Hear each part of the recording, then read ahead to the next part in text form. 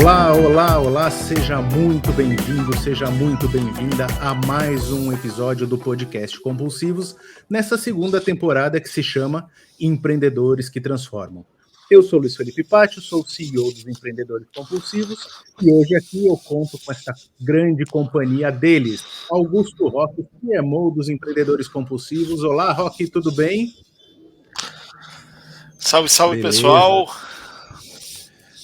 Tudo bem com aí? vocês? Tudo em Obrigado ordem? pelo convite. Tudo em ordem, tudo bem. E Maravilha. vamos que vamos. E a presença sempre dele, maravilhosa, do nosso querido Alessandro Saad, fundador dos Empreendedores Compulsivos. E aí, Ale, firme? Beleza, Luiz? Tudo bem? Roque? Tudo bem. Mais um papo hoje super interessante, um papo muito legal, né? E olha que engraçado, né? Quando a gente está aqui gravando um podcast e vamos falar sobre o quê? Sobre podcast, né? O que vem na sua mente enquanto você pensa em podcast, se você já tem um podcast para o seu negócio, né? Qual é a ideia que, né? O que um podcast pode gerar de impacto para o seu negócio. E, inclusive, vocês sabiam, eu não sabia como, mas nós vamos descobrir como faz para ganhar dinheiro com um podcast, né? Que isso é bom. Essa aula eu quero. Esse é o que eu quero. E para isso eu vou trazer aqui o nosso convidado de hoje, né? Eu vou trazer ele aqui para a sala. E aí? Olá, bem-vindo, Gustavo. Tudo bem? Tudo bem, cara, tudo bem. Se a internet ajudar a gente, melhor ainda, né? Mas melhor ainda. A gente teve um probleminha aqui, mas a gente aprende que na edição a gente corta tudo, né? Então ninguém vai nem perceber o erro que deu. Muito bem, a mágica acontece. Um prazer estar aqui. Prazer, Roque, um prazer, Saad e Pátio. Maravilha. Obrigado pelo convite aqui, muito feliz de estar aqui para poder falar sobre podcast dentro de um podcast, rodeado de podcaster, né? Hoje vai dar bom. Hoje vai. Deixa eu apresentar o Gustavo Passi, ele é fundador da produtora Voz e Conteúdo, é host de vários podcasts, o EmpreendaCast, o PediatraCast, o Beercast, o Bariátrica Club, o Oficina e já foi host também do SulaCast. Esqueci algum, Gustavo? Não, cara, todos esses aí, de alguma forma, se eu não tô mais como host, pelo menos eu passei por eles ou fundei. Legal, maravilha. Abandonou um cargo executivo de Digital Transformation Office numa grande empresa para viver a vontade de empreender. É professor também do curso de MBA de Gestão Exponencial da Exped. Tá tudo aí? Esqueci de alguma coisa? Não, tá tudo aí, cara. Pai do João, marido da Carolina e compulsivo também aí por empreender. Tô em casa. Maravilha. Exatamente, essa era a minha pergunta. Eu vi que você, como nós aí, é um compulsivo por empreender, né? Mas, e desde pequenininho, né? Eu vi uma história sua que você era uma criança um pouco diferente, né? Que você acordava cedo para assistir Pequenas Empresas, Grandes Negócios, Globo Rural. Como é que é essa história aí? Conta pra gente. Pô, cara, desde que eu me conheço como gente, eu gosto de empreender, de transformar algo em outra coisa. E acho que quando eu pequeno, o primeiro contato que eu tive mais sério com isso foi com o programa Pequenas Empresas, Grandes Negócios. Eu adoro assistir, né? Sempre que tá passando, eu paro tudo que eu tô fazendo para ver. E foi o contato maior que eu tive. Meu pai era empreendedor na época, né? Depois de 25 anos de Volkswagen, ele abriu uma loja de ferragens, eu vi ele empreender dentro de casa, mas foi ali no programa que eu consegui ter contato com isso, que eu via direto, né, a possibilidade de aprender sobre empreendedorismo, né? E depois eu acabei seguindo por procurar, né, todo tipo de forma de empreender, e assim seguir, cara, de pequenininho, de bomboniere a vender pipa, tudo que dava para transformar algo em dinheiro. A minha avó me chamava de dinheirista, né? Esse menino é dinheirista. Qualquer situação que ele pode aqui transformar em dinheiro, ele faz isso. E aí eu usava como base essa literatura aí, tanto pela TV, né, quanto também olhando na prática os empreendedores ali no meu bairro, meu próprio pai. Maravilha. O João tá indo pelo mesmo caminho ou não? Cara, o João, ele é comunicativo, ele não é tão empreendedor, assim, de bater rolo, né, como eu já era. Mas quantos anos ele tem? Ele está com 3 aninhos, mas ele já negocia algumas coisas e se comunica super bem. Eu não sei se ele vai ser empreendedor, mas acho que algo na área de comunicação ele vai ser, porque desde um pouquinho antes de 1 ano ele já falava, hoje ele fala super bem, assim, e fala pelos cotovelos, né? Como toda criança de 3 anos. Maravilha, muito legal. E aí, pelo que eu entendi, um dos grandes empreendimentos que você começou, não sei se foi o primeiro, mas você é um apaixonado por figurinha, né? E aí você criou uma comunidade para troca de figurinhas. Quando começou isso? Foi seu primeiro empreendimento? E como é que você conseguiu ganhar dinheiro com isso? Puta, cara, na verdade, esse daí foi uma das minhas empreitadas, né? Até chegar nas figurinhas aí, eu tive uma série de domínios, eu tive mais de 150 domínios, ganhei dinheiro com compra e venda de domínios, com site, tive loja, né, e-commerce, Mercado Livre, OLX, Muambá, tudo que é possível transformar em grana, de alguma forma eu me meti, né? Mas nas figurinhas, cara, eu tinha acabado de quebrar uma empresa, eu abri uma empresa em Salvador, e de marketing digital, achei que eu sabia tudo, quando eu cheguei lá não sabia nada, e essa empresa quebra. Bom, como todo resultado de empreendedor brasileiro no nível hard aqui do Brasil, eu voltei para o mercado. E antes de voltar para o mercado, eu sempre gostei muito de figurinhas da Copa. Eu sou um colecionador Nutella, né? Eu só gosto da figurinha da Copa. E, cara, o meu irmão tem um bar, né? Esse mesmo bar que tá o meu estúdio lá, depois eu vou contar para vocês, tem um estúdio de podcast dentro de um bar, é o primeiro bar de São Paulo no estúdio. E em dezembro de 2013 eu falei assim pro meu irmão, cara, a Copa vai ser no Brasil, a gente tem que ganhar dinheiro com a Copa. Só que a gente tem que começar a fazer agora. Tem gente comprando vuvuzela agora, né? Tem gente comprando camisa agora. Tem gente preparando os seus locais agora, porque em meados de maio, junho, já está acontecendo a Copa do Mundo. Não dá tempo de manobra. E aí eu falei para ele, cara, vamos fazer o seguinte, vamos fazer um roteiro de bares que trocam figurinhas e a gente coloca o nosso bar como o bar principal, a sede. Aí ele falou, que loucura, trocar figurinha, cerveja, água, mesa, bar, criança, essas coisas não dão muito certo. Eu falei para ele, não, cara, você não tá entendendo, figurinha da Copa não é coisa de criança, não, muito pelo contrário, a criançada só atrapalha. O negócio aqui é de adulto mesmo, né?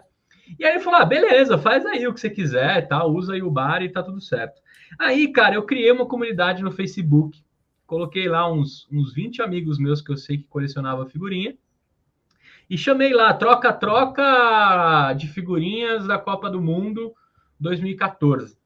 E fui dormir, cara. Fui dormir. No outro dia de manhã eu tinha um e-mail de uma jornalista da UOL dizendo assim, cara, a gente está fazendo uma reportagem de quem está se movimentando de alguma forma para a Copa do Mundo. E eu vi que você criou um grupo, já tem umas pessoas, eu te encontrei aí no Facebook. Posso fazer uma reportagem? O que você está fazendo? Aí eu contei a história para ela. Eu falei, olha, eu quero fazer um roteiro de troca de figurinhas pela cidade inteira de São Paulo. A princípio era isso. E eu quero organizar a bagunça, para que quando chegar o álbum de figurinha, a gente consiga completar sem gastar um centavo a mais do necessário. Cara, ela fez uma reportagem incrível, contou toda a história, puxou mó sardinha pro bar do meu irmão e soltou essa reportagem na capa da UOL, cara. O resultado final disso foi que eu dormi, acordei, tinha 18 mil pessoas no grupo já. Maravilha. Aí eu liguei pro meu irmão e falei, cara, fudeu, mano. Mais o pessoal da Panini, né? Mais o pessoal da Panini atrás de mim, né? A Panini começou não gostando de mim, mas hoje a gente é parceiraço. E aí tinha 18 mil pessoas e a oportunidade faz o empreendedor, né? Eu falei pro meu irmão, cara, agora vamos fazer o seguinte, a gente tem o mais difícil, que é o público. Agora a gente tem que entregar conteúdo. O que a gente vai fazer? E aí, de dezembro de 2013 a mais ou menos abril de 2014, eu comecei a catalogar e organizar todos os lugares de trocas do Brasil. Então, a comunidade dizia assim, olha, aqui eu troco nessa banca, aqui eu troco na papelaria, aqui eu troco no shopping. E aí eu fui organizando essa bagunça com mais de 5.600 pontos espalhados pelo Brasil. Quando chegou o álbum de figurinhas, já estava organizado, o meu site batia 500 mil de acessos. E, cara, eu comecei a cobrar de locais privados que queriam anunciar seus locais como ponto de troca, porque eu levava gente para lá.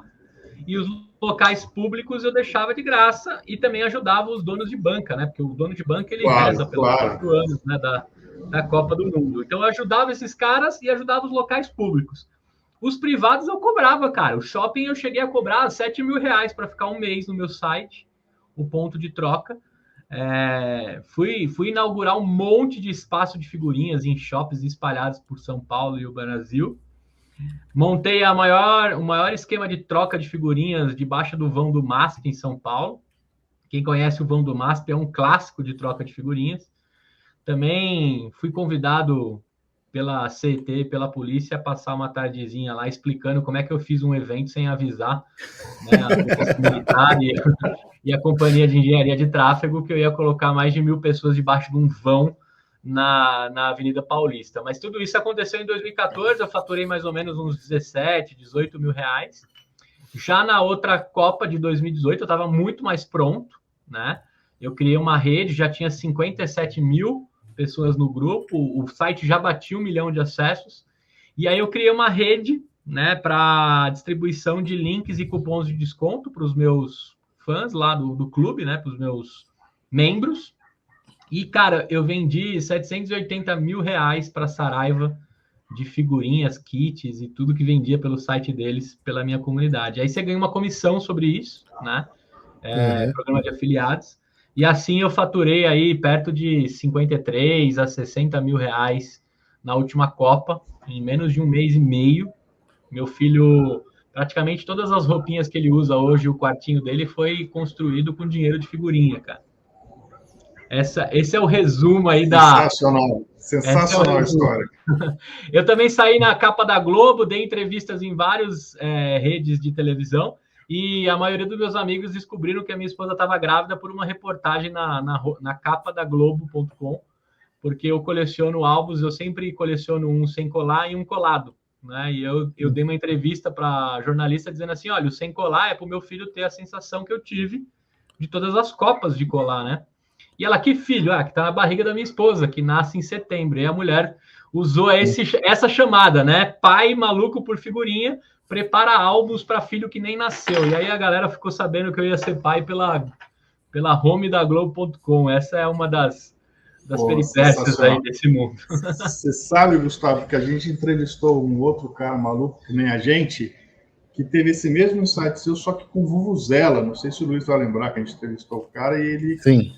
Ele viu a vuvuzela na Copa da África do Sul, se preparou para no Brasil vender, montou uma empresa, um site de vendas, se programou com antecedência, comprou da China as vuvuzelas, pensou que ia vender para pessoa física, acabou vendendo para caramba para pessoa jurídica, para o pessoal comemorar nas empresas e tal. Vendeu, acabou a Copa, ele foi, fechou a empresa, o que sobrou de vuvuzela ele doou, e realizou o lucro, né? Então, assim, é muito bacana, essas pessoas se percebem grandes oportunidades e se planejam, dependendo do resultado, você vai ganhar 1.000, 10.000, 1 milhão, né? Você ter o insight, você ter a coragem de fazer um negócio e acertar um alvo em movimento, né? É isso aí. Agora, em 2022, eu já estou negociando com a Panini para a gente fazer um negócio bem legal, de eu visitar a fábrica novamente em primeira mão. E eu vou para o Catar com dinheiro de figurinha, cara. Já está muito claro na minha cabeça que agora 2022 é Catar com dinheiro de figurinha. Eu vou retratar isso para todo mundo que gosta de Copa do Mundo. Maravilha. Muito legal. Muito legal essa coisa de bom. tirar a ideia da cabeça assim e fazer acontecer, né? É muito o gênio empreendedor. A gente vê que o Gustavo tem o gênio do empreendedor na veia, o NR2B, né? Você ia fazer alguma pergunta, Roque? Eu te cortei? Ou não? Ia fazer um comentário, né? A partir do momento que a gente olha um mercado que ele é cíclico, né? De 4 em 4 anos, né? Eu também sou fissurado por figurinha, etc, né? Não só da Copa, coleciono outros, mas da Copa é onde todo mundo consegue trocar. Né? De coração bate. É verdade. Como que você enxerga isso dentro dos outros 3 anos? Né? Dentro desse processo, o que eu posso fazer para melhorar a experiência de quem vai usufruir, no caso o site, né? Depois de 3 anos, ou durante esses 3 anos, para você alcançar 1 milhão de views no site, para você ir para o Catar o ano que vem, né? E como que você se organizou para isso? Cara, na verdade, assim, né? Da Copa de 2018, eu cheguei a me organizar com antecedência de uns 10 meses, que é o que eu estou fazendo exatamente nesse momento aqui, né? Eu estou arrumando lá meu canal no YouTube, as coisas, porque eu sei que a gente vai vindo uma Copa do Mundo bem diferente, bem estranha, né? De estabelecimentos que praticamente quebraram em meio à pandemia, né? E dependem da transmissão do futebol e etc. Então, o que eu estou fazendo nesse exato momento, né? Propositalmente, o grupo não fica acordado durante os 3 anos que não tem Copa do Mundo. Então, se você quiser trocar figurinha de basquete, NBA, NFL, não é lá. Não é lá que você vai encontrar essas pessoas. Tem site muito mais qualificado. E a gente até deixa adormecido para não entupir o feed das pessoas, né? E a gente também gerar esse desejo, esse aquecimento do que é a Copa do Mundo. Porém, a cabeça fervilha, né? A partir do momento que o bar do meu irmão se tornou a sede do nascimento, né, do grupo de figurinhas, né? Peraí, deixa eu só arrumar o foco aqui no meu... Bom, o que eu estou fazendo nesse exato momento, para vocês entenderem, né? A partir do momento que o bar do meu irmão se tornou referência para a troca de figurinhas, todas as reportagens eu colocava como local principal. A gente teve uma cauda longa depois, né? Os pais daquelas crianças que frequentaram o bar junto com os seus pais, depois frequentaram o bar, viraram clientes e tem já aí o terceiro ciclo já, né? Dessa construção. Mas o que eu estou fazendo nesse exato momento?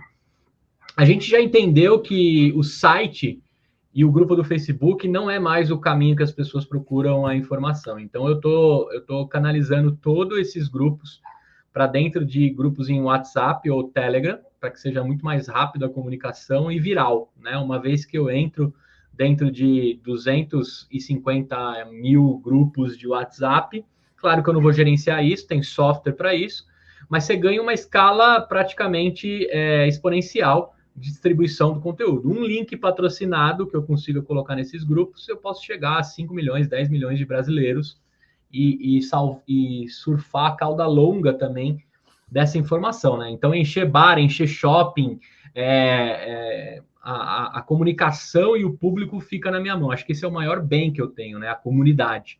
Então, nesses 3 anos, eu vinha com a minha cabeça ali pensante, né, vendo o comportamento da tecnologia e das pessoas e como seria essa Copa. E a gente tem um agravante aí, né, que deixou a história um pouco mais legal para quem gosta de problema, um pouco mais triste para quem sofreu em meio à pandemia. Mas a gente tem um agravante aí que é uma quebra e mudança de cultura e comportamento das pessoas. Então, trocar figurinha em 2022 vai ser algo assim um pouco diferente, talvez mais remoto, talvez um pouco menos de encontros, algo já mais mastigado, né? Me entrega a cartinha com os números que você já tem, que eu te entrego a minha, para a gente não ficar muito tempo ali, né? Trocando fluidos, né? Então, nesse meio tempo, eu estou exatamente estruturando algo que tenha condições de ser viral. Então, o que vem de novidade aí para 2022 é uma série de grupos com administradores locais e eu vou fazer com que pessoas também ganhem dinheiro em suas cidades. Então, se você é um representante de São José dos Campos, como é que você me dá dinheiro e ganha dinheiro, né? Para uma mão lavar a outra, as duas lavam a cara, né? Então, eu estou pensando nesse modelo para que eu tenha 5.600 administradores para cada cidade desse país imenso, né? E com a Panini também gerenciar o seguinte, pô, Panini, tudo bem que a graça do negócio é você bagunçar as figurinhas e distribuir aleatoriamente pelo país, né? Mas a gente entende que a graça também é trocar e fazer toda essa procura. Então, vem coisas legais nesse sentido e também eu venho pensando como é que a gente torna, né, o tema futebol, figurinha, colecionador, como algo que nesses 3 anos ele fique adormecido para a Copa, mas vivo para as outras coleções, né? O cara que coleciona figurinha, ele é muito solitário, né? Então, ou você troca pelo correio com pessoas espalhadas pelo Brasil, ou você não troca com ninguém. Você vai gastar todo o seu dinheiro lá com a banca de jornal e paciência. Então, agora, para começo de 2022, terminada a Copa, deve vir aí algo mais concreto, já com 3 testes, né? 3 Copas testadas. algo mais concreto que alimente a vida do colecionador, né, de cromos. Aí é algo mais mundial, assim, vamos ver. Eu tô pensando com os meus botões aqui. Eu confesso para vocês que não há um banho ou uma escovada de dentes que eu não dou uma pensada nisso. Maravilha, muito bom. E esse negócio de figurinha, eu sei que ele é um dos seus negócios, né? Você tem uma coisa, você comentou aqui, né? Você tem um desejo em comum com o Alessandro Saad aqui, que é essa compulsão por domínio. Se você pensa num domínio e fala pro Alessandro, ele registra correndo, se você não registrar. Então, é uma compulsão. Ele tem quantos? Ele já teve um monte também, né? Meu recorde foi 20, mas eu acordei com a minha esposa que agora eu só faço novo quando eu trocar por um que venceu e eu não usei. Hoje eu tenho só 10. Pô, eu cheguei a ter 160 domínios, cara. O negócio ficou meio tenso aqui em casa. Mas depois de uma atualização do Google, o domínio ele não é nem tão mais importante como foi há uns 10 anos atrás, né? Exato, você tem um domínio brotas.com.br, você ficava dono de Brotas, né? Exato. Hoje não é mais assim, né? Hoje você tem que ter consistência, conteúdo e relevância. Mas, pô, tem uns domínios legais aí, por exemplo, esses dias eu perdi o polonorte.com.br, eu quase vendi ele por R$5.000 e eu deixei vencer aí. Quem pegou ele vai se dar bem. Se alguém conhecer aí quem pegou esse domínio...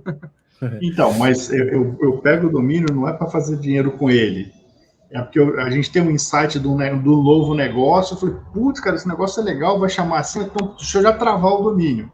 É isso aí. Eu tenho 1 ano para converter esse domínio no negócio, se eu não converter ele morre, eu registro outro. Cara, acho que a gente foi separados pelos nascimentos. Sabe o domínio que eu acabei de registrar? Vou contar para vocês aqui, não tem problema nenhum, que ideia boa é ideia em produção, né? Ninguém vai roubar a sua ideia. Cara, eu quero montar um delivery dentro do bar do meu irmão que chama chucharia. O que é chucharia? É a clássica batata, mandioca, frango ou qualquer coisa que é fritura, uma série de molhos para você chuchar, tá ligado? Olha, a arte de chuchar. Eu falei, cara, imagina, todo mundo faz batata, todo mundo faz polenta, todo mundo faz isso e é igual, é até padronizado. Sim. Essa indústria é maravilhosa. Mas ninguém capricha nos molhos, né? Vem aqueles sachês bem zoados, bem podreiras, né? E você perde toda a experiência da batata com ketchup lixo que a galera manda, né? Eu falei, porra, mano, eu vou montar a chucharia, que é o seguinte, você compra a batata, escolhe os molhos, o molho é fácil, eu consigo reproduzir toneladas disso para distribuir, e fritar batata e mandioca, todo mundo sabe, né? A mão de obra não vai ser muito complicada. Então, logo menos aí deve aparecer o chucharia, eu consegui registrar o domínio chucharia.com.br. Vamos ver aí se eu trago uma nova tendência aí no Vira Paleta Mexicana. Quando tiver na fase de piloto aí, você avisa que a gente te ajuda, a testar, a gente adora.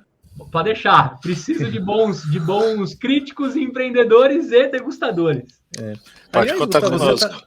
Você está falando bastante só porque ele está falando bastante do bar do irmão aqui. Como é que chama o bar do seu irmão? Aonde fica? Chama Tia Café, cara. Fica do lado do aeroporto de Congonhas, chama Tia Café.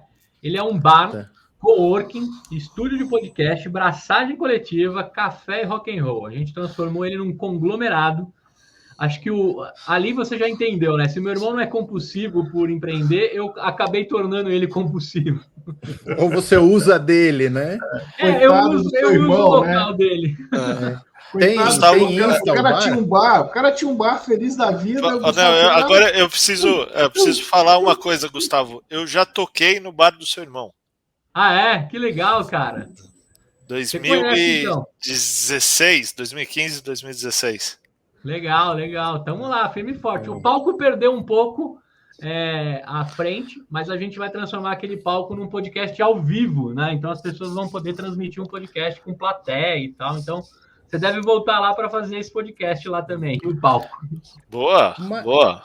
Maravilha. Já que você tocou no assunto do podcast, Gustavo, e podcast, a gente sabe que é uma das suas, se não for a sua maior paixão de trabalho, obviamente, depois da família, depois da esposa, que senão dá problema em casa, né? Mas a gente viu uma tendência, né? Podcast cresceu muito durante a pandemia, né? Você tem alguma ideia, né? Eu sei que você tem alguns números, você tem alguns dados, assim, o quanto cresceu, se a pandemia ajudou a consolidar ou a tornar o podcast uma realidade consistente? Cara, na verdade, assim, os números que eu tenho visto, assim, rodam entre 10 a 19, 18%. Vamos colocar entre 10 e 20, né?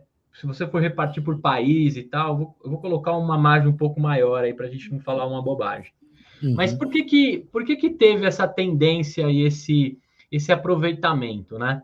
O podcast está totalmente relacionado a tempo, né? Não tem muito segredo. Ele te poupa tempo, ele te dá dinheiro. É a única mídia que te dá dinheiro. Porque você pode ir comigo aqui escutando e enquanto você está na esteira, enquanto você está trabalhando, enquanto você está caminhando, andando de bike, né? Então, ele é uma mídia democrática que eu posso escolher o que eu quero ouvir na hora que eu quero ouvir, quanto eu quero ouvir e, consequentemente, ganhar tempo com isso. Se tem uma coisa que a gente aprendeu nessa pandemia, né, foi saber o valor do nosso tempo, para estar com a família, para estar dentro de casa, né? O Ale brincou aí, né? Eu peguei trânsito da sala para a cozinha, da cozinha para a sala. Né? Eu acho que ele conhece cada um dos cantinhos da casa dele, cada azulejo, cada trecho que ele teve que consertar, arrumar, deixar a casa dele com todo o carinho e conforto para a família dele usufruir, né, desse bem tão grande que a gente tem no imóvel. Por que eu estou falando isso? Porque a partir desse momento, né, sobrou tempo para você fazer um café mais elaborado, né? Muita gente aprendeu a tocar uma guitarra, teve gente que aprendeu a cozinhar. Eu tenho um amigo meu que faz pão incrivelmente. O cara se descobriu. Eu também. Eu conheço. Muito bom. Começa com L e termina com Luiz Felipe Duarte do Pátio. Baita padeiro, cara. Então, por que eu estou falando tudo isso? Porque a gente descobriu o valor do tempo a partir do momento que a gente descobriu que não se desperdiça tempo em trânsito, né? E não se desperdiça tempo entre uma reunião e outra, ou reuniões que nem precisavam existir. A partir desse momento, você descobre que o conhecimento está ao seu dispor, né? Porque a simultaneidade, né? A multitarefa que o podcast oferece, automaticamente te torna 24 horas ser muito, muito, muito melhor usável, né? Apesar do no começo da pandemia ter caído drasticamente a audiência dos podcasts, porque a grande parte da maioria das pessoas que escutam podcast é no trânsito chato das cidades, né? E faz um tempinho que a gente ficou sem trânsito chato, né? Olha que curioso, no trânsito, né? No trânsito, eu tenho muito ouvinte no trânsito e na louça. Tem gente aí que me manda e-mails hilários dizendo assim, cara, eu deixo a louça acumular para caber 1h30 de EmpreendaCast, né? Então, a gente tem aí facilmente associado a aproveitamento de tempo, uma mídia que te dá tudo isso. A gente também tem um crescimento absurdo do número de assistentes por voz que estão sendo construídas, né? Os Estados Unidos não para de vender Alexa a torta e direita. A Amazon, às vezes, não vence entregar Alexa pelo país inteiro. O Brasil é ainda um pouco tímido no consumo de assistente por voz, mas o Google também já dá sinais, né, claros e evidentes que todo o conteúdo em áudio vai ser indexável em pesquisas e buscas e etc. Então, o que a gente está vivendo? A gente está vivendo também uma era do áudio, né? As pessoas cada vez mais com as suas casas conectadas por comando de voz, né? O meu filho já descobriu que o OK Google do meu celular, ele pode colocar a playlist que ele mais gosta ou ligar um vídeo do YouTube. Então, imagina o quanto esse moleque fica do meu lado mandando OK Google, OK Google, OK Google, né? Para poder conversar com o celular. Então, eu acho que juntou a possibilidade da gente ver o quanto o áudio e esse canal ele é benéfico, o quanto ele te dá dinheiro, o quanto ele te dá multitarefa, né? Mas principalmente como a tendência do comportamento humano está sendo mais voz e menos texto, né? Não sei se vocês já pegaram a caneta em meio à pandemia e foram escrever, já era estranho que a gente ficava muito tempo sem escrever, né? No meio da pandemia, faz um teste de tentar escrever uma carta para o seu filho para você ver como ficou velho pegar na caneta. Assim, parece que você está lá com Pedro Vaz de Caminha no pergaminho escrevendo algo assim de tão, né, estranho.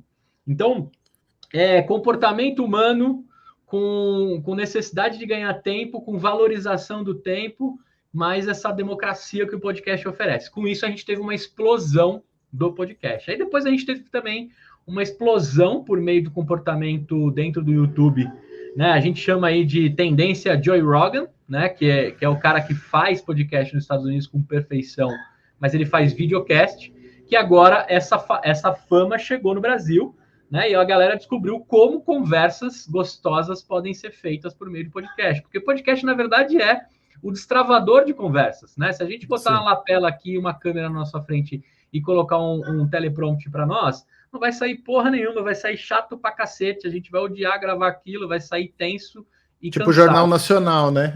É o Jornal Nacional, né? Eles fazem as tiradas ontem. Quando eu descobri que eles fazem as chamadas gravadas lá, um pouquinho antes de começar o jornal, eu fiquei decepcionado, porque eu achei que o William Bonner, né, dava uma brincada ali no improviso, nada disso, né? Diferente de um podcast, a gente se juntou aqui, eu nem li a pauta, eu vi que você me mandou a pauta, mas eu nem li. Qualquer coisa que você me perguntar aqui, a gente vai ficar por horas conversando, né? Então, o podcast é um habilitador de grandes papos. Quando você leva isso em vídeo, de formato leve, tranquilo, em 4 horas você vai encontrar 100 assuntos diferentes, vai cortar tudo isso, distribuir no Google e aconteceu o que acontece, né, com os podcasts atuais aí que estão bombando no YouTube. Acho que... Você não acha que não foi um movimento também de duas mãos? Quer dizer, por um lado, as pessoas começaram a conhecer mais ou entender mais o podcast aqui no Brasil, mas também os grandes veículos de comunicação começaram a apostar nessa mídia, tipo, sei lá, a Globo, que explodiu de fazer podcast e divulgar, né, no início da pandemia, os outros veículos de comunicação, principalmente jornalismo, né, mídia informativa e tal, não são todos como o nosso aqui, que é um bate-papo, muitas vezes é só a pessoa falando, que também é um modelo legal, né, é um modelo consumível, né, a gente até tem alguns que são pílulas aqui nos combustíveis, mas assim, se também não foi um negócio assim dos grandes produtores de conteúdo perceberem que ali tinha um filão inexplorado? Tem tudo a ver com isso, inclusive a minha vida dá uma reviravolta em 23 de agosto de 2019, quando a Globo faz uma reportagem de 15 minutos no Fantástico sobre a plataforma de podcast que eles estavam levando para o G-Show, G1, a Globoplay, né? Eu estava em primeiro lugar dos podcasts do Brasil, consegui bater o primeiro lugar, tá lá guardado, um dia eu vou imprimir isso daí, igual quando você imprime, né, que você ganha o Comer e Beber da Veja, eu vou colocar lá o dia que eu fiquei em primeiro lugar no iTunes Brasil. Eu estava em primeirão, né, na sexta-feira, sábado eu mantive em primeiro, domingo veio a reportagem, explodiu de gente pesquisando e eu multipliquei as minhas redes sociais e os meus ouvintes, né, porque todo mundo começou a pesquisar sobre isso. Sim, teve uma tendência fortíssima das grandes mídias usarem o podcast. O único pecado que eles cometeram foram vender isso como uma nova mídia, né? Já está perto dos seus 20 anos aí o podcast, não tem nada de novo, né? Mas não tem problema, eu agradeço todos os dias a Globo por mexer nesse assunto, né? Assim como a CNN e todos os outros que estão aí apostando. A CBN também aposta há muito tempo, né? E tanto é que os seus podcasts aí dos top 30, acho que no mínimo 6, 7 ou 8 podcasts deles estão ali entre os 30 maiores do Brasil. Nos Estados Unidos, isso é muito comum, principalmente com grandes jornais, né? O New York Times lá, ele tem um podcast clássico, que acho que é o mais ouvido do país, e por aí vai. Mas o que a gente tem? A gente tem também a possibilidade, né, que foi construída, que é como é que você pode ser um comunicador, né? Se a gente tiver aqui, por exemplo, o Rock, de repente, é um especialista em cerveja, né? Eu não preciso procurar na GNT um mestre cervejeiro para ver o conteúdo dele, esperar esse cara gravar, fotografia e etc, para sair um programa uma vez por semana, alguém que encapsulou e cortou o que queria. Eu posso ir direto no Rock, eu posso consumir no Instagram dele. Ele pode ser um grande comunicador, virar um mentor e ser a maior fonte que eu tenho. Acho que as pessoas se ligaram que a comunicação e o poder da comunicação não está mais centralizado em grandes redes. A partir do momento que você tem essa liberdade, todo mundo se torna produtor de conteúdo. Claro, vem um monte de lixo junto. A gente sabe que vem um monte de lixo junto, mas não tem problema, né? A partir do momento que você pode ter a informação que você quiser, a hora que você quiser, no canal que você quiser. Então, o YouTube se tornou uma máquina, né? Que quando os caras venderam o YouTube pro Google, tem esse vídeo lá guardado, eles achavam que estavam ganhando uma puta grana, mas olha só o que se tornou o YouTube, né? Hoje você pode criar um canal e dependendo do segmento que você atingir, você se torna dono daquele tema e autoridade, etc, e por aí vai. Então, eu acho também que as grandes redes, né, de comunicação também descobriram que está espalhado pelo Brasil inteiro agora alguém, um moleque ou uma menina de 12 anos que pode pegar o seu celular, se tornar autoridade em algum tema, ou trabalhar para que isso aconteça sem ter que passar por um processo seletivo se ela vai ser a nova apresentadora do BBB ou não, né? Acabou isso. Se ela tiver jogo de cintura, boa comunicação e profundidade do que ela está falando, por que não, né? Então, a gente tem aí esse poder dos influencers, né, das pessoas que usam com parcimônia, né, e com inteligência as redes, que facilitou. E eu acho que agora esses grandes canais de comunicação entenderam, né, que com o tempo a tendência é cair. Agora, né, vamos fazer um exercício. Disney Plus, Netflix, Amazon Prime, HBO, né? Cara, tá valendo a pena de novo contratar o pacote, né? Você tá com tantas opções de ter os seus conteúdos segmentados que agora, esses dias eu falei pra minha esposa, será que não é melhor a gente pegar um pacote que já vem tudo? Porque eu tô pagando no final tudo solto o que tem dentro. Isso também é reflexo, né, dessa oferta de conteúdo on demand, né? Mas o que vai acontecer é isso, né? Na verdade, você não tinha TV a cabo e começou a ter uma proliferação de canais e ofertas, e os caras falaram, então vou fazer o seguinte, vou fazer um negócio com menos propaganda, que você possa concentrar, que tenha uma melhor qualidade de sinal, não sei o que, pimba, TV a cabo, ou TV por assinatura. Aí depois você começou a ficar refém das reprises, né? Repetia tanto que você sabia todas as falas, né? Então, aí começou a ter outras formas de fazer, começou o streaming, não sei o quê, Netflix destrói Blockbuster e as coisas começam a mudar nesse sentido. O que vai acontecer é que vai ter uma outra onda, como você mesmo está falando, né? Que isso vai ser integrado, vai ser concentrado. Mas eu quero mudar de assunto. Eu te interrompi porque a gente sabe que você tem uma cicatriz grande aí, né? A gente chama de cicatriz das experiências, dos aprendizados, quando a gente comete uma falha, né? Por isso que o nosso logo é um band-aid e tal. E eu queria que você compartilhasse com a gente um pouquinho o momento que você quebrou aí, né? Você teve uma quebra grande aí, que você perdeu patrimônio, né? Então eu queria que você compartilhasse com a gente, dissesse como foi e como é que que você aprendeu com isso e como é que você virou a chave. Cara, eu tenho um relato assim, né? Quando eu montei a empresa, eu sempre vim da área, eu comecei como programador, software, gestor de projetos, logo foram me puxando pro comercial, pô, esse cara consegue passar uns cheques aí, né? Depois alguém do desenvolvimento cobre os cheques, né? E aí me levaram para a área comercial. Nesse trabalho comercial, eu falei, cara, eu já sei programar, eu entendo de construir projetos, né? Eu não preciso mais de uma empresa para eu sair vendendo, eu posso fazer tudo, né? Então resolvi montar essa consultoria de marketing digital com funil de vendas em CRM, AdWords, AdSense e todas as paradas. Bom, só que eu cheguei lá na Bahia, fui morar em Salvador, minha esposa assumiu uma empresa como headhunter, eu montei lá a consultoria e comecei a nadar de braçada, cara. O que eu fazia, poucas empresas faziam, e eu fazia bem end-to-end, né? Era um trabalho de consultoria bem completo, que exigia a minha pessoa, né? Não era um produto que eu estava vendendo tecnológico, eu vendia um pacote fechado que o Gustavo estava dentro daquilo. Acho que aí foi o primeiro erro, né? A partir do momento que você constrói uma empresa, que o seu produto, boa parte dele depende de você, você já vai ter uma dificuldade de escalar. E você vai ter uma dificuldade que é o seguinte, você vai ficar refém da sua própria empresa, né? Chama de síndrome do taxista aqui. Então, síndrome do taxista. Enquanto você não está sentado ali dirigindo, você não faz dinheiro. É isso aí. Então, eu me senti, de fato, ali um consultor remunerado, bem remunerado, né? Mas que passou a não ter mais férias, passou a não ter mais tempo, passou a não ter mais família e tantas outras coisas. Aí você passa a engordar, ansiedade, diversos problemas que passam a acontecer. Aí eu falei, preciso de um sócio, né? Quando você está em outra cidade, você tem que buscar um sócio que te complemente, né? Que te complete, não que te some só apenas, né? Não adianta você somar se vocês não se complementam. Bom, outro erro que eu tomei, eu procurei um sócio para somar comigo, né? Eu procurei um sócio baiano, seria muito mais fácil, né? Entrar com um sócio regional, um pouco mais de resistência, né? O Sudeste deixou diversas marcas preconceituosas com relação ao Nordeste, então eu tinha algumas dificuldades de penetrar em mercados por conta dessa mancha que foi feita pelo Sudeste. Eu falei, pô, um sócio baiano vai me ajudar bastante, né, a mostrar para os caras que eu não sou dessa laia, né, que deixou tudo errado. Bom, deu muito certo. Os 15 clientes viraram 45.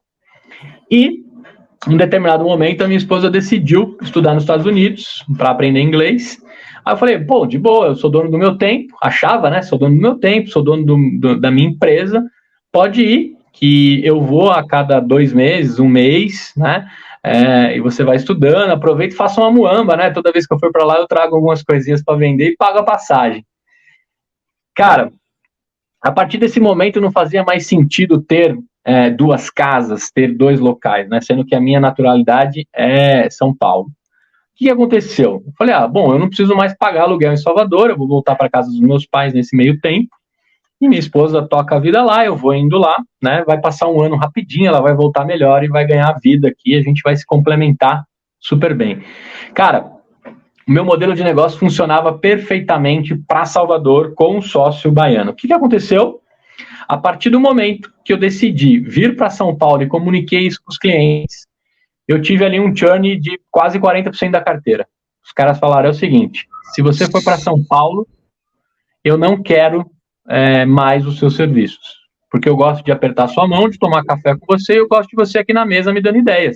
É isso que eu contratei, eu não contratei a sua empresa, né? E aí eu falei, não, mas tem o meu sócio mega competente, ele pode me cobrir. Não, cara, você não tá entendendo, eu gosto de você. Eu falo, não, mas eu venho uma vez por semana. Bom, na época a gente não estava educado, 2013, 2014, não estávamos educados para trabalhos remotos, para conversas remotas. O resultado foi que de largada eu perdi 40% da minha carteira. Aí eu falei, beleza, vou continuar e vou conseguir clientes em Salvador via esse meu sócio e a vida continua. Ledo engano também, né? A partir do momento que eu vim para São Paulo, fica muito difícil você visitar, apertar a mão remotamente, né? Porque o Gustavo e o gogó dele que vendia as coisas para depois, né, garantir a entrega e o crescimento dos seus clientes. E quando eu vim para São Paulo, o que eu fazia em Salvador, eu tinha mais 4 concorrentes. O que eu fazia em São Paulo, eu tinha só uns 20 mil concorrentes que faziam a mesma coisa. Bom, o resultado é claro, óbvio e evidente, né? 3 meses de fatura e contas da empresa já não segurou diante do churn que teve, e aí vira uma bola de neve, né? Impressionante como a bola de neve do sucesso fica muito legal, mas a da desgraça também é imensa, né? E aí eu me vi ali devendo 150 mil reais para o Itaú, $1 subindo também absurdamente, com necessidade de cambiar em alguns momentos, e o resumo da ópera foi um rombo aí de 157 mil reais e 900, tenho guardado com muito carinho esse número, ou muito ódio, né? E eu levei 5 anos para pagar, parcela por parcela, por Itaú, mas tive que voltar para o mercado, botar o rabinho entre as pernas e ser intraempreendedor. Só que foi a melhor coisa que aconteceu na minha vida, né? O Luiz assistiu a minha palestra por uma grande plataforma, né, de locutores e de voz, e eu falo lá que foi a melhor coisa que aconteceu na minha vida, porque a partir do momento que você quebra e você começa do zero de novo, é como você ter o HD zeradinha, né? É como discutir empreendedorismo com meu filho, né? Ele tá sem vícios, ele tá com a HD dele novinha, né? Então, quando você quebra, você fala assim, cara, vou começar tudo de novo, com alguns aprendizados e o que eu vou tirar de lição, né?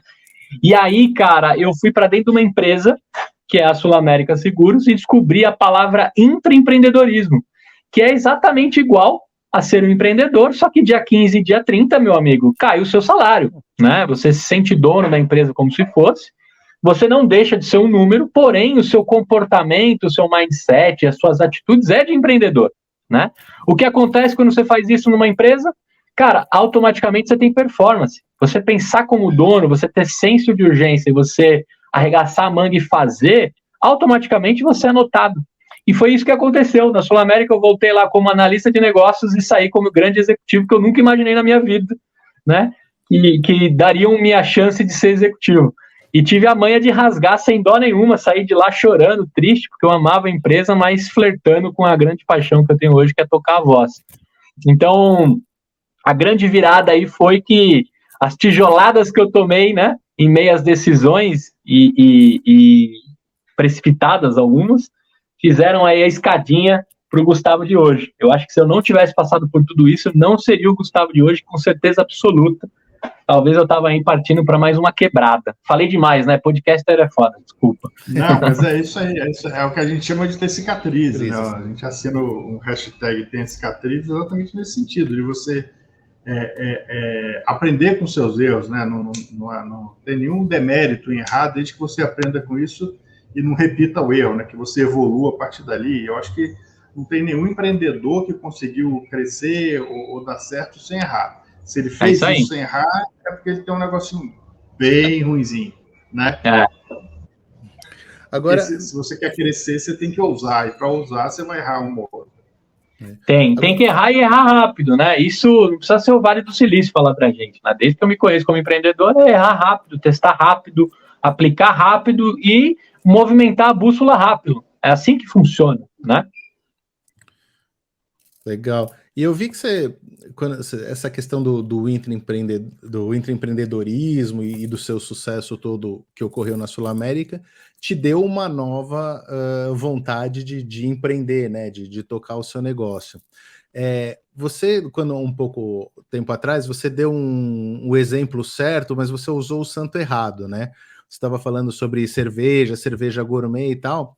O santo certo é o Alessandro Saad. Não sei se você está a par disso, mas este cara foi o que iniciou o mercado de cervejas gourmet no Brasil. Né? Isso que é legal. Papo com outro podcast. Eu acho que você pode entrevistá-lo sobre esse legal, tema. Já está convidado. Boa. Né? E quando você saiu, você tomou a decisão de sair da Sul América, foi para fundar a Voz e Conteúdo? Ou teve um estágio no meio?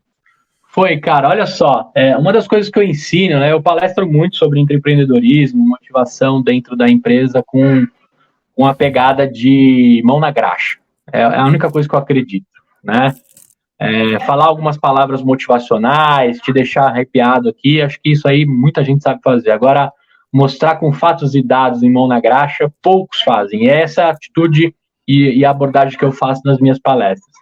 E aí o que eu comecei a mostrar pra galera? Uma das coisas para você acordar segunda-feira como se a empresa fosse sua, né? Eu brincava lá com o Patrick.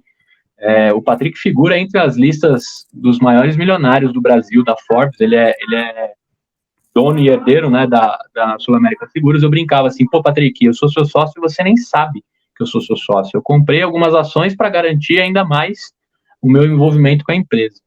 Uma das coisas que eu falava pra galera é o seguinte, cara, a partir do momento que a segunda-feira faz sentido para você, que a música do Fantástico não te apavora, quer dizer que você está no local correto, né?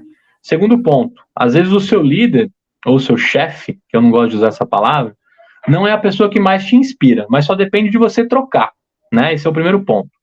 Segundo ponto, se o que você faz você não acha nobre ou não gosta, só resta você trocar, né? Não adianta você choramingar e reclamar os quatro cantos que o que você está fazendo não é nobre, não é legal, meu chefe é um filho da puta, me passa umas coisas, me sacaneia, não me dá oportunidade. Eu acho que são desculpas fáceis de falar, difíceis de engolir, né? E aí o que eu falo pra galera? Traga o que você ama, para onde você ama, para o que você está fazendo. E uma das coisas que eu fiz foi levar o podcast para dentro da Sul América. Eu insisti dia sim, dia também, que a gente teria o Sulacast. Até o dia que o meu vice-presidente falou assim, cara, faz essa porra, faz um piloto, deixa eu ver. Eu falei, vou fazer com você. Você vai ser meu primeiro entrevistado, porque é você que eu tenho que convencer, né? Da parte de baixo para cima, eu já tenho galera aí para queimar pneu querendo o Sulacast. Agora eu preciso quebrar aqui a barreira e a carne dura da diretoria, da resistência aí. Bom, o resumo foi esse. Quando você passa a trazer as coisas que você ama para dentro da sua empresa, fica muito mais fácil trabalhar. Então, o Sulacast, eu passei a ser o apresentador, comecei a passar isso para várias pessoas e comecei a mostrar a galera como uma ferramenta de comunicação interna ou externa poderia ser ótima para alinhar as expectativas e os interesses entre os executivos e os funcionários, como você poderia fazer isso para fora e atrair talentos, mostrando o que você pensa, como você pensa e dentro do lado humano, né? Porque as conversas que acontecem dentro do Sulacast são conversas entre seres humanos e sem, né, a maquiagem corporativa, que eu odeio, acho que todo mundo odeia. A partir desse momento, o SulaCast se tornou a ferramenta mais queridinha da empresa, né? Quase 2/3 da empresa escutavam o SulaCast. Em seguida, eu montei o SulaFlix, com a minha facilidade de vídeos e de construção, entre que as pessoas e a comunidade distribuiriam seus vídeos pela companhia. Então, o meu lema lá era o seguinte: para de comprar PPT bosta de consultoria e deixa os seus funcionários fazerem, né, os seus conteúdos e gravações, que fica muito mais legal, tem muito mais empatia, as pessoas vão prestar muito mais atenção. E aí o SulaFlix começou a dar certo. Aí, em seguida, eu fiz a bariátrica em novembro de 2020. Eu fiquei 15 dias em casa. SulaFlix bombando, SulaCast bombando, eu já era DTO, uma equipe penetrando na cultura. 99% de uma transformação digital é sobre pessoas, disso a gente entende muito bem lá, né? O meu time é muito competente para isso. E aí eu estava voando, como diz o meu antigo líder, né? Ele falou: cara, você está voando. E aí eu fiquei 15 dias em casa, né? Quem fez a bariátrica sabe que você tem que ficar tomando os copinhos bem concentrados, né? Você não pode comer um pedaço de pão, senão estoura o seu estômago e você morre, não tem muito segredo. Eu fiquei lá em casa 15 dias e fiquei pensando: cara, isso que eu criei na SulAmérica é replicável. As empresas precisam disso. É muito pouco ficar só na SulAmérica. Eu vou ligar para uns caras aqui para ver se eles querem fazer uns podcasts internos.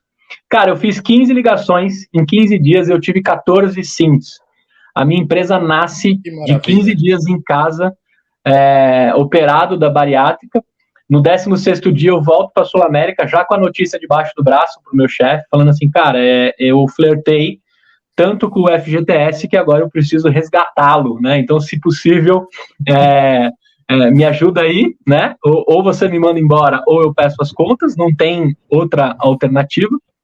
Mas tudo que eu vou construir daqui para frente é o que eu mais amo, que é construir conteúdo por meio do podcast, né? Isso que a Voz e Conteúdo faz. Nós somos uma incubadora de conteúdo que monta conteúdos através do desbloqueamento de conversas por meio, né, o desbloqueio de conversas por meio do podcast.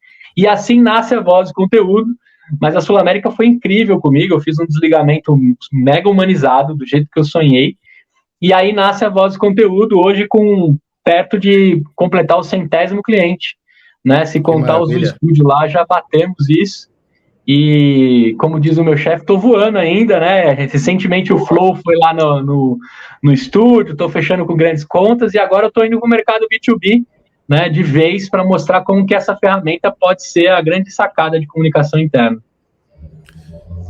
Sensacional, meu. Sensacional. E me fala uma coisa, nessa sua experiência, né, com podcast, Gustavo, acho que tem muita gente, a gente dentro dos compulsivos tem o hábito de fazer muita mentoria e ajudar empreendedores de todos os níveis, né? Desde os que já têm uma noção de marketing digital, que são mais sofisticados, até o cara que às vezes não sabe nem o que é um e-mail, não tem, mistura a rede social dele, o Insta dele, o pessoal com o profissional e tudo.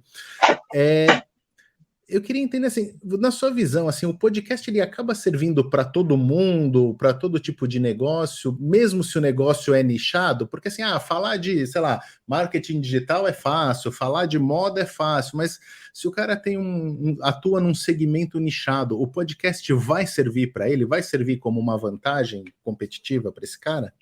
Vai, cara. A partir do momento que a gente enxerga o podcast como um canal de distribuição, é a única forma de você ser 360 que a gente fala, né? Você vai entregar em texto, em áudio e em vídeo, né?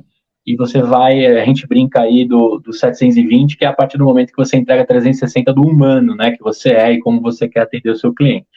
Então, o podcast, ele serve para todo mundo, cara. Eu já fiz podcast desde de cuidados paliativos dentro da medicina, até um podcast que a gente acabou de fechar sobre som automotivo, que o cara vai conversar com vários empreendedores do ramo do som e etc. Eu já vi de tudo, né? O que eu sempre falo para a galera é que os números são outros. A gente não pode se basear em métricas de vaidade que entregam nas redes atuais, né? Eu tenho 1 milhão de seguidores, eu vou ter 1 milhão de ouvidas. Eu tenho 100 mil seguidores, eu vou ter 10 mil ouvidas. Não. O podcast não é sobre quantidade. É sobre qualidade, é sobre comunidade, né? Quando você monta um podcast e você junta 150 pessoas que são compulsivas por empreender, que o cara vai no churrasco, ele fica desesperado para encontrar alguém para falar de empreendedorismo, e ele não encontra na sociedade dele, a partir do momento que ele escuta o Compulsivos, ele está sendo acolhido, ele encontrou a comunidade dele. Eu tenho certeza que ele vai saber o nome de cada um de vocês, quem são os seus filhos, o que vocês fazem, os que vocês gostam. Isso tem muito mais valor do que ter 100 mil pessoas ali fazendo. Né? Hoje, em todos os meus podcasts, eu devo bater aí perto de 80 mil pessoas atingidas mensalmente. Pô, é um estádio de futebol cheio, né? Sim. Quando eu paro para olhar isso, eu falo, porra, mas se fosse só 80 pessoas, a minha dedicação ia ser igual. Cara, encher uma sala com 80 pessoas é nobre nos tempos atuais, sem ninguém mexer no celular, sem ninguém ficar sem prestar atenção, né? Até no tempo dessa banalização de lives, né? Banalização entre aspas, né? Houve tanta live durante a pandemia, no próprio Instagram, que antes, óbvio, você tem os famosos, mas você vê, as lives hoje são 10, 12, 15 pessoas, né? Sim, sim. Então, a gente tem essa visão, e o que eu falo para todo mundo é, cara, a partir do momento que você decidiu lutar por uma comunidade, juntar pessoas interessadas por um tema e cuidar delas, você não pode se basear em números. Então, podcast é muito mais autoridade, construção, do que popularidade, né? Pô, já vai fazer 9 anos que eu tô no meio, né? Algumas pessoas reconhecem a minha voz em alguns bares, outras pessoas já me reconhecem na rua, mas, por exemplo, eu exponenciei muito mais a minha figura com as figurinhas na época, né? Do que a molecadinha me pedia autógrafo no metrô, assim.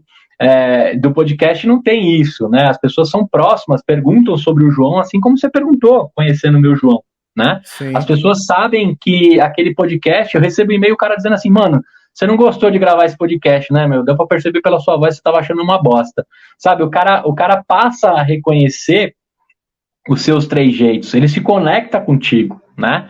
Então, eu acho que independente da marca, do segmento, do interesse que aquela empresa tenha com o podcast, ela precisa sim fazer.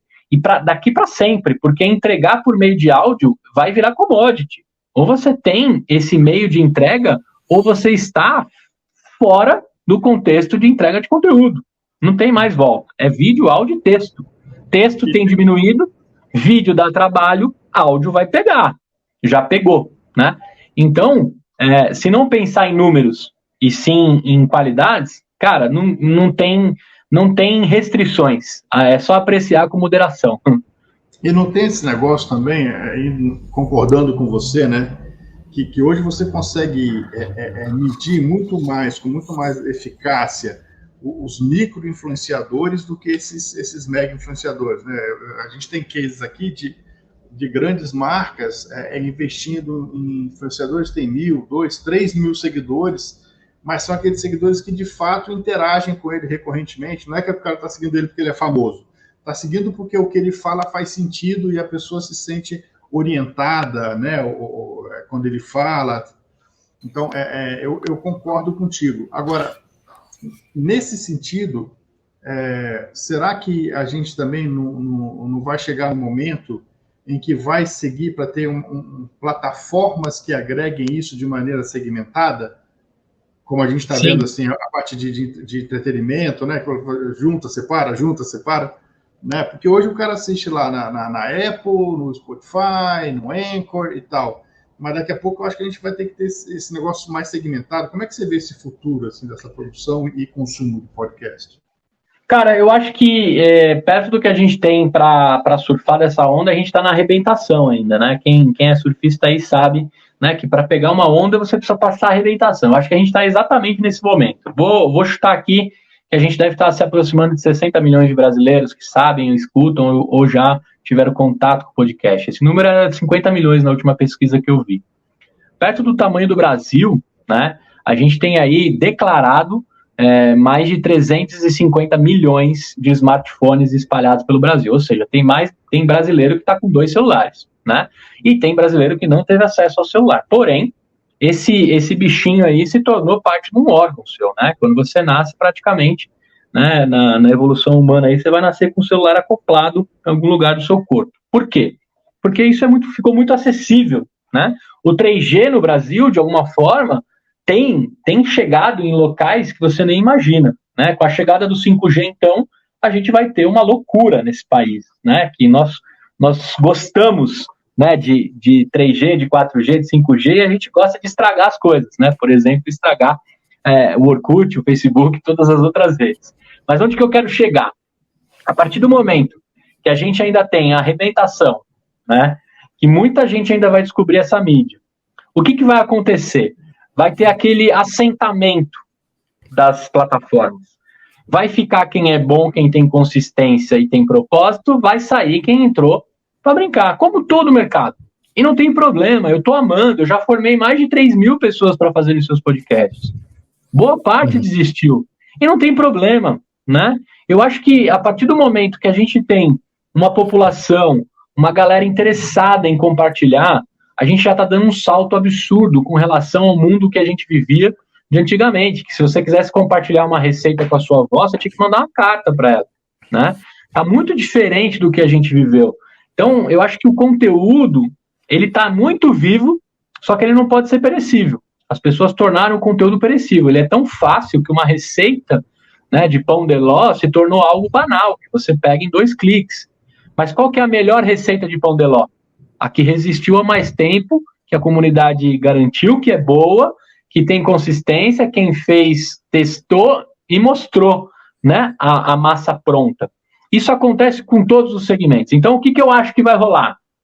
Se fosse uma ligação do futuro, todo mundo vai ter contato com isso. A gente vai chegar na mesma marca dos Estados Unidos que todo cidadão americano sabe, já ouviu ou compra pelo podcast. No Brasil, a gente vai chegar perto disso, né? Com a chegada do 5G, os assistentes de voz e as assistentes de voz vão pegar também dentro do nosso país, dentro de uma classe, né? A gente sabe que o nosso país ele é muito espaçado entre classes e etc. Mas vai pegar bem dentro dessa classe tecnológica. E o podcast, o áudio, vai ser algo que vai pegar demais. Por exemplo, eu odiava áudio no WhatsApp. Agora, com a aceleração do tempo, eu amo. Maravilhoso. Eu amo trocar as coisas por áudio. Olha só como eu mudei de comportamento. Eu ainda tenho amigos que mandam podcasts em formato de mensagem no WhatsApp. Só que eu bato nele em 2x e tá maravilhoso. Ele se comunicou e tá tudo certo, né? Então as pessoas estão caminhando para isso. Muita gente vai querer produzir, mas quando sentar a poeira, vai ficar quem tem consistência, disciplina e profundidade. Maravilha. Os fracos vão cair ou vão se atualizar. E eu acho que isso acontece em todo o mercado. Então eu estou amando, né? Antigamente ter uma banda de rock e tocar violão era o sucesso da galera, né? Há um tempo atrás eu brincava com startup, né? Ter uma startup era tocar violão, como antigamente. Agora, ter um podcast é como ter uma startup que tem o cara que tocava violão. Nós estamos vivendo esse momento. E que bom, é para ir para todo mundo, né? E para todo mundo encontrar o seu caminho. Se melhorar a oratória dos brasileiros, a gente vai ser o país que mais tem lábia comprovadamente, né, por meio do podcast. Maravilha. Passa rápido, né? O papo é bom. Dava para ser um podcast daqueles estilo flow, a gente ficar 4 horas conversando aqui, né? Mas a gente tem, infelizmente, que encerrar esse papo, mas a gente pode continuar depois num outro momento, porque tem muito conteúdo. Eu acho que o Gustavo traz uma riqueza sobre esse mundo do podcast para a gente, que é fantástica. Eu queria saber, Alessandro, Roque, vocês têm algum comentário final? Eu tenho só que agradecer o Gustavo pela conversa inspiradora. Né? Sempre ótimo a gente se inspirar. O Roque não acreditava muito em podcast, sabe? Hashtag chupa Roque. Mais ou menos isso. Né? Mas fiz alguns. Fez alguns. Tá quebrando esse preconceito. Esse paradigma, do mesmo jeito que eu quebrei com o smartphone. Exatamente. Né? Exatamente. Demora um pouco, mas e acho que é isso, né? A gente é exatamente o que o Gustavo falou, da arrebentação. Tem aqueles que entram de cabeça no começo da onda, né? E tem outros que vão entrando no decorrer da jornada. Né? E entender que é possível é fundamental. Eu acho que essa é a lição que fica hoje, né, Gustavo? Sem contar da sua história inspiradora. Né? Valeu, obrigado demais, Roque. Maravilha, Lê. Não, quero muito agradecer, foi um papo super gostoso, né? Pô, parece que ele está dentro dos compulsivos há um tempão. Eu só preciso que você me dê um dia e uma hora para a gente ir lá fazer ao vivo no novo palco do bar do seu irmão, porque ele não sabe que nem é dele mais, que você já tomou tem uns 10 anos esse bar dele, né? Mas a gente quer muito estar junto e participar dessa novidade sua. Parabéns, cara, pela sua jornada. Legal, convite feito e compromissado aqui para todo mundo ouvir. Espero vocês lá no estúdio e a gente faz um piloto. Se não for no palco, vai ser em uma das salas. Agora tem a nova sala, né? Nós temos uma sala que é snooker, que você grava em cima de uma mesa de bilhar, literalmente. E agora a gente tem a sala Monet, que é uma sala um pouco mais corporativa, com um quadro lindo do Monet lá, para você gravar seus podcasts dentro de um bar, literalmente. Eu tenho uma sala Monet, por que você não tem uma sala gourmet? A gente já vai comendo e conversando. A gente pode tornar isso algo factível, sim. Por que não dentro da cozinha, né? Já direto da fonte. Maravilhoso. Fechou. Gustavo, obrigado mais uma vez pela conversa inspiradora, por todas as lições, por todos os aprendizados. Eu queria que você deixasse aí o contato, né, das suas redes sociais, o site da Voz também, para quem quiser entrar em contato, saber mais, criar podcasts para sua empresa, para o seu negócio, que precisar de uma mentoria do Gustavo. Aí como é que faz para entrar em contato com você? Cara, a minha rede principal é @GustavoPasso no Instagram. Também vai me encontrar no gustavopasso.com.br. O site da Voz é vozeconteúdo.com.br. E se você está a fim de fazer um piloto, a partir de R$100 você consegue ir lá no podcastnobar.com.br. Você entra dentro de uma sala com transmissão ao vivo, vídeo, áudio. A gente te ajuda a você fazer um piloto e já sair com esse material bruto para você apresentar para patrocinadores e até mesmo para a família, para ganhar aquele empurrão, né? Chega de procrastinar, de achar que tem que comprar o mundo para fazer o conteúdo. E dá para começar ontem. Eu te ajudo nessa aí, é só me procurar. Maravilha. Conversamos então com Gustavo Passi, sócio e fundador aí da Voz e Conteúdo, nessa segunda temporada do podcast Compulsivos, que se chama Empreendedores que Transformam. Obrigado, pessoal. Até o próximo episódio. Valeu. Tchau, tchau. Valeu. Tchau.